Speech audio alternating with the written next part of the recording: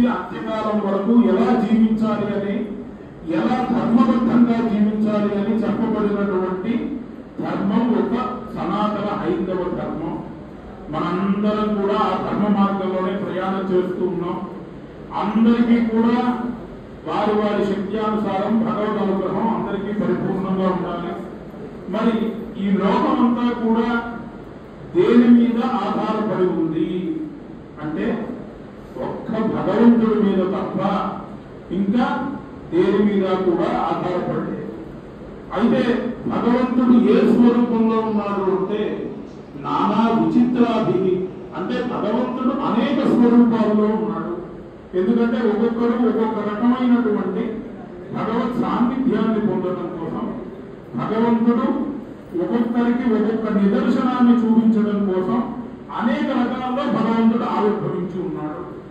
అందుకోసం మరి ఈ భగవత్ స్వరూపం ఏది అంటే వేదమే భగవత్ స్వరూపం.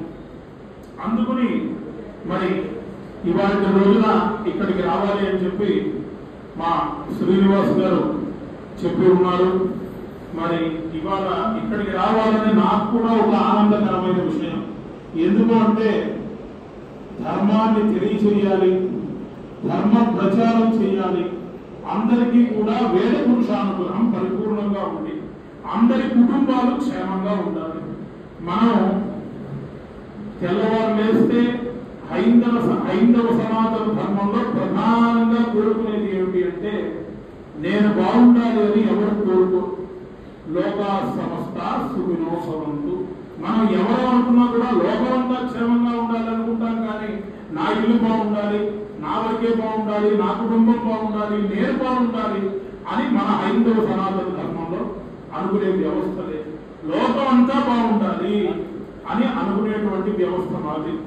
అందుకోసం మరి ఇప్పుడు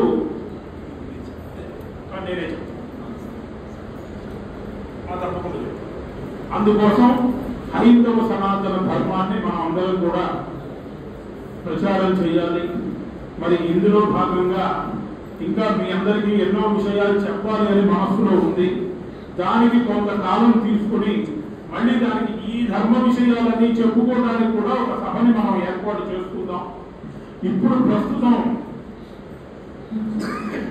ఈ నెల 30వ తారీఖున 29, 30, 2 రోజుల పాటు తెనాలి రామలింగేశ్వరపేట తోటవారి వీధి 2 చివర గల అన్నదాన సత్ర ప్రాంగణంలో మీకు తెలిసే ఉండొచ్చు, కరోనా సమయంలో సుమారు కొన్ని లక్షల మందికి అక్కడ మనం అన్నదాన కార్యక్రమం చేసుకోవడం జరిగింది.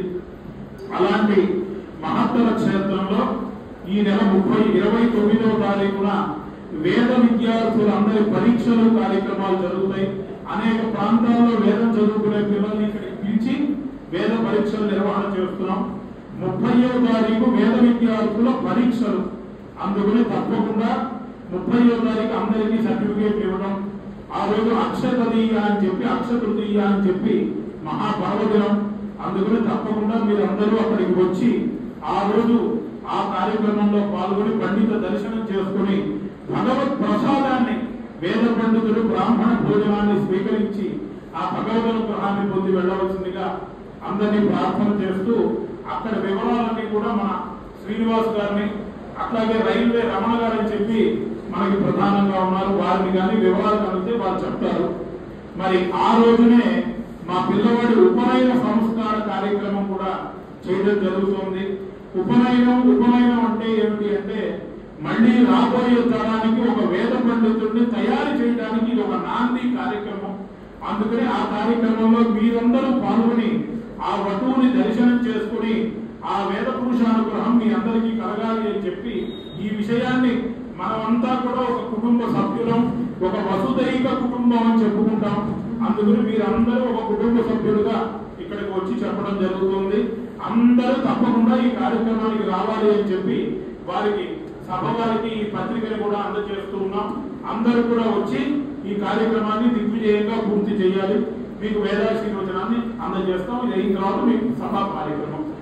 ఓం ఆయుక్తాఖ్యే హవిషోదుషాణో భృత ప్రదీపో భృతయో నివేదే భృతం పీత్వా మధుచార్భవ్యం పితేవ పుత్రమభిరక్షతాదిమం ఆయుష్మంత